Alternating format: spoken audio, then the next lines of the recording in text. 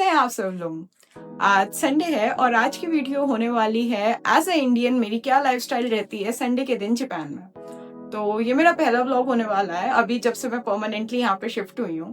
तो आप लोग मुझे बताइएगा कि आपको ये व्लॉग कैसा लगा एंड प्लीज कॉपरेट, क्योंकि ये मैं काफी टाइम बाद बना रही हूँ तो मुझे नहीं पता कैसा बनेगा। तो सबसे पहले संडे का दिन है, मैं उठी 10 बजे हूँ। अब मैं पूरा घर साफ करूंगी, खुद को साफ करूंगी एंड रेडी होने के बाद फिर आज हम जाएंगे बाहर। तो चलिए मैं रेडी होती हूँ, उसके बाद कुछ ब्रेकफास्ट करते हैं। ओके सो अब मैं भी क्लीन हूँ और मेरा पूरा घर भी। तो अब बनाते हैं कुछ ब्रेकफास्ट के लिए एंड उसके बाद लंच हमारा आज का बाहर ही होने वाला है, क्योंकि जैसा कि मैंने बताया मेरी एक फ्रेंड है, उसने कोई बहुत ही अच्छा कैफे सजेस्ट करा है जिसमें पैनकेक स्पेशलिटी है उनकी। सो वहाँ पे हम पैनकेक खाने जाएंगे आज। तो आज हम उस कैफे में जा रहे हैं एंड वो कैफे पैनकेक के लिए बहुत ही ज़्यादा फेमस है। इतना फेमस है कि हमने जो है वेंसडे को उसमें बुकिंग कराई थी और वेंसडे को हमारा हुआ नहीं, तो अब हम संडे को जा रहे हैं उसमें। सो देखते हैं वहाँ के पैनकेक कैसे हैं। और यहाँ पे जापान में ज़्यादातर चीज़ों का यही है कि जो फेमस चीज़ें हैं उनकी एक बहुत ही सेट टाइमिंग होती है, आपको पहले से बुक कराना पड़ेगा तो ही आपको वो चीजें मिलेंगी। जैसे कि अभी डीमन स्लेयर वाली मूवी भी आई है तो उसकी भी लोग टिकट बुक करा रहे हैं और एब्सर्ड टाइमिंग की करा रहे हैं, रात के 2 बजे 3 बजे, तब जाके उन्हें सीट मिल रही है थिएटर में। तो खैर ये तो यहाँ पर होता ही है। सो अब मैं बना रही हूँ अपने लिए ब्रेकफास्ट एंड अभी रिसेंटली कुछ दिनों से मैं देख रही हूँ, जब भी इंस्टा खोलती हूँ या यूट्यूब पे देखती हूँ, कोई ना कोई न्यूज़ आती है कि किसी ना किसी इंडियन बंदे ने ये कर दिया वो कर दिया। तो जितने भी इंडियंस यहाँ पे आ रहे हैं ना, प्लीज ऐसी हरकतें ना करें, क्योंकि इस वजह से वो सिर्फ अपना ही नहीं, जितनी इंडियन कम्युनिटी है सबका ही नाम खराब कर रहे हैं। और जापानीज लोगों को ऐसा लगता है कि इंडियन बंदे बहुत हार्ड वर्किंग और स्मार्ट होते हैं, तो उन्हें ऐसा ही लगने दें। उनके सामने अपनी इमेज और खराब करने का कोई सेंस नहीं है। तो ये भी एक, तो ये है हमारा आज का ब्रेकफास्ट। और आज का ब्रेकफास्ट हमारा उतना हेल्दी नहीं है। नॉर्मली जब मैं ऑफिस जाती हूँ तो मैं रोज सुबह ओट्स और मिल्क लेती हूँ, बट क्योंकि मैं उसे रोज लेते लेते ऊब चुकी हूँ तो इसलिए वीकडेज पे तो मैं वही खाती हूँ, ओट्स वगैरह, एंड वीकेंड्स पे मैं कुछ भी खा लेती हूँ, जैसे कि मैं अभी खा रही हूँ। और इसके बाद मैं पैनकेक खाने जा रही हूँ जो कि काफी अनहेल्दी हो रहा है और यही रीजन है कि मेरा वेट लॉस नहीं होता, बट ठीक है, चलता है कभी कभी।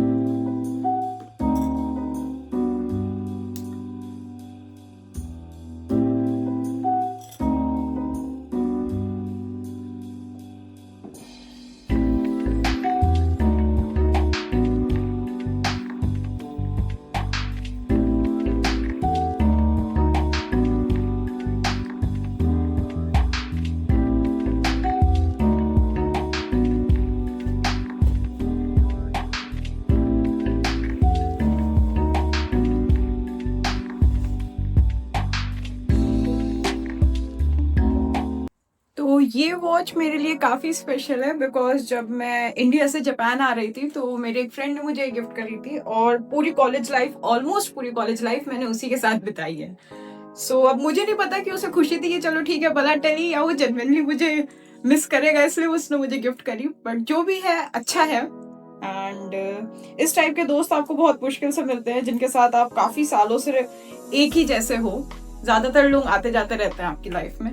तो खैर मैं ये एक्सपेक्ट करती हूँ कि हमारे बीच प्यार भरी रिलेशन तो कभी नहीं थी, रोस्टिंग ही ज्यादा थी, पर तब भी मैं एक्सपेक्ट करती हूँ कि वो मुझे मिस कर रहा होगा कभी कभार अपने जीवन में, इसीलिए उसने मुझे ये गिफ्ट करी है। तो चलिए अच्छा चलते हैं बाहर। अब हम लोग आ गए हैं बाहर और जैसा कि आप देख रहे हैं बहुत तेज धूप है और हमने एक पास वाली कॉम्बिनी पे मिलने का डिसाइड किया है, वहाँ से हम लोग साथ में जाएंगे। तो चलिए चलते हैं।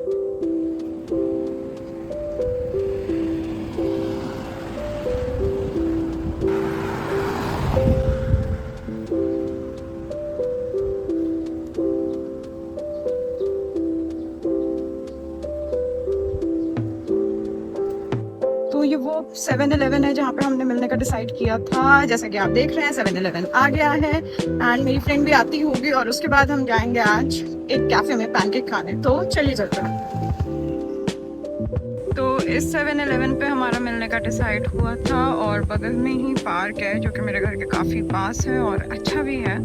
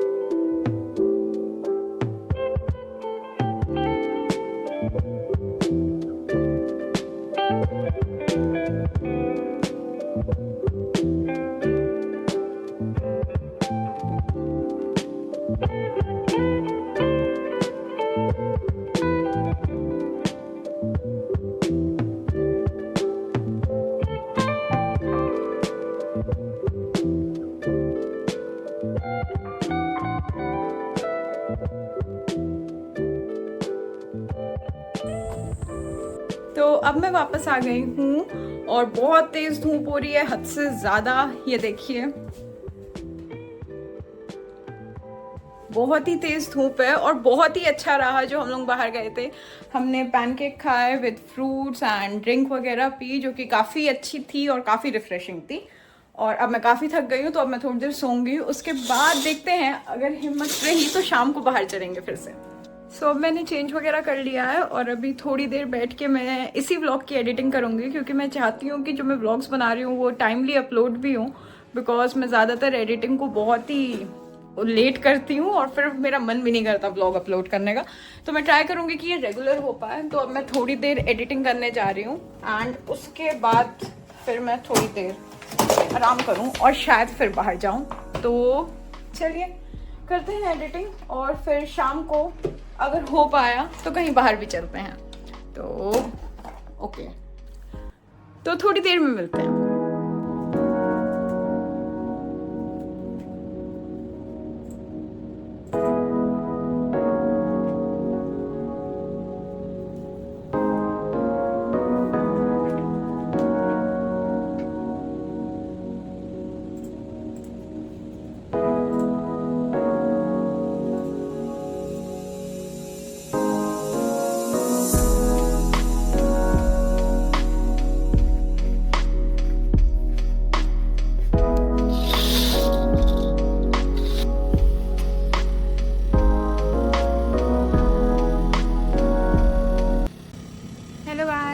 अभी सो के उठी हूँ मैं, पता नहीं क्यों बहुत थक गई थी और मैं सो गई थी।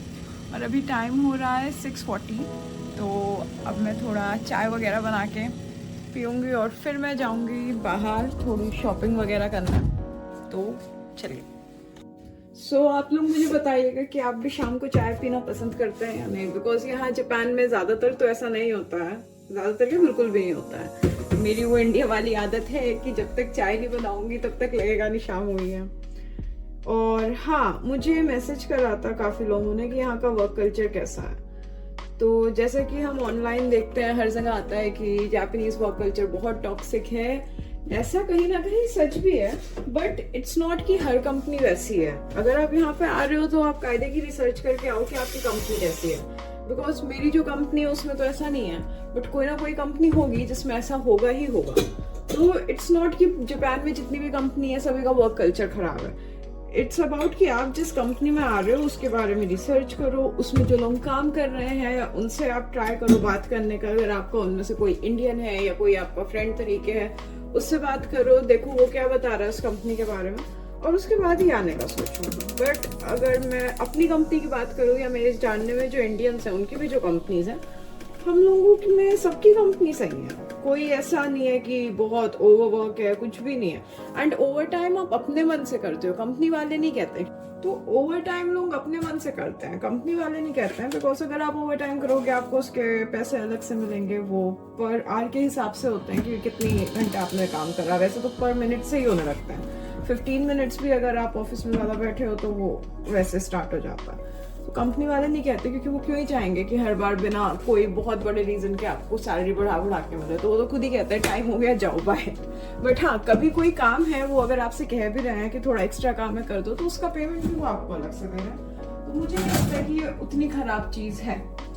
और बाकी हाँ, कंपनीज पे डिपेंड तो करता है, डिफरेंट, हर कंपनी अलग होती है। हमारी कंपनी में जो पॉलिसीज हैं दूसरी में वो नहीं होती, किसी में उससे अच्छी होंगी, किसी में उससे खराब होंगी। तो वो आपको खुद से रिसर्च करके देख के आना है, ये नहीं कि किसी में भी आ जाओ फिर आके कहो कि हर कंपनी ऐसी होती है ना।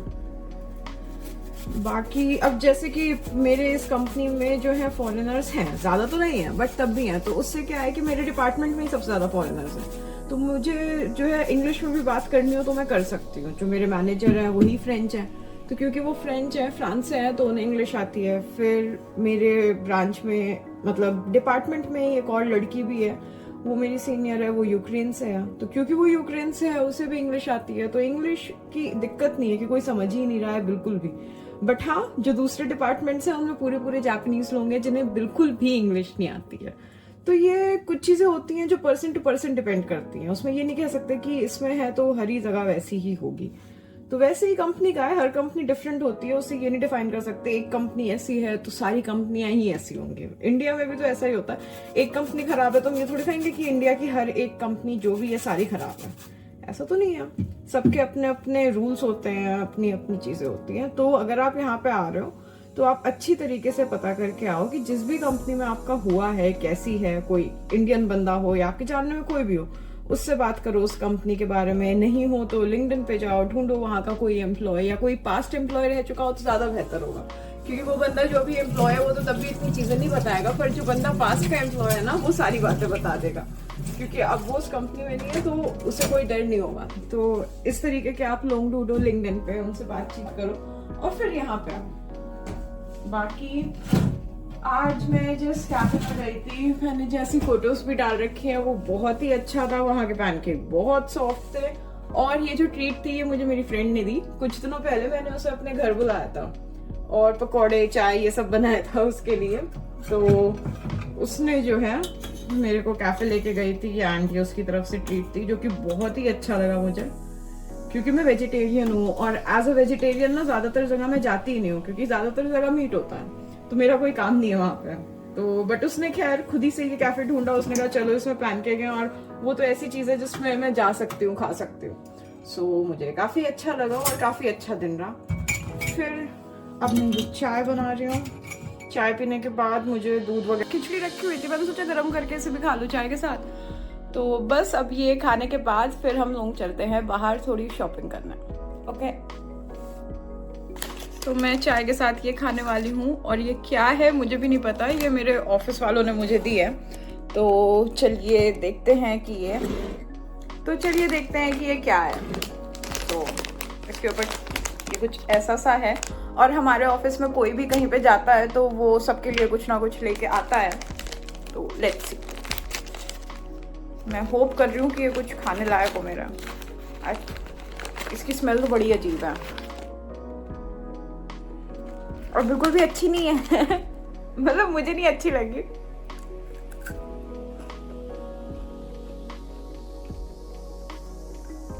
नमकीन स्नैक्स टाइप के हैं ये, ठीक है।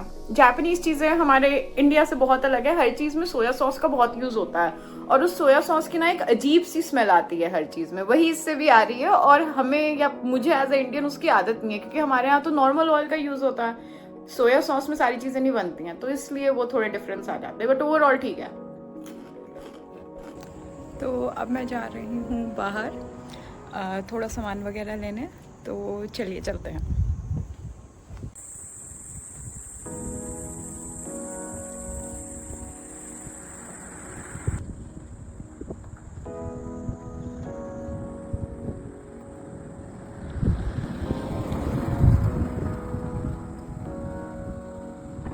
जैसे ही ये जो उधर आपको दिख रहा है वो ग्रीन हो जाएगा तब हम चलेंगे।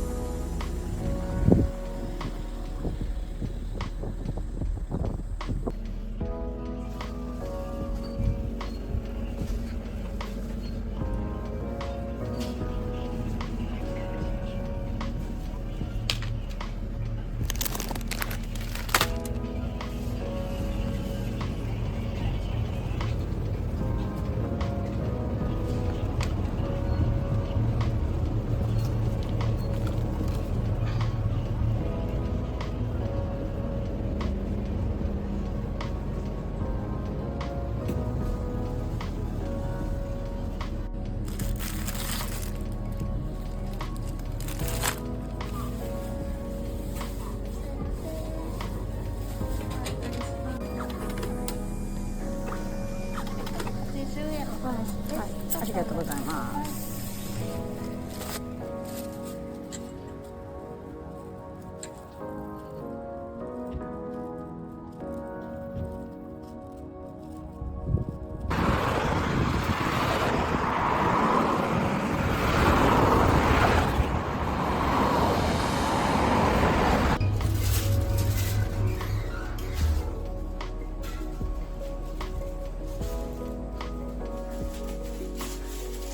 फाइनली हम शॉपिंग करके आ गए हैं एंड ये लाए हैं,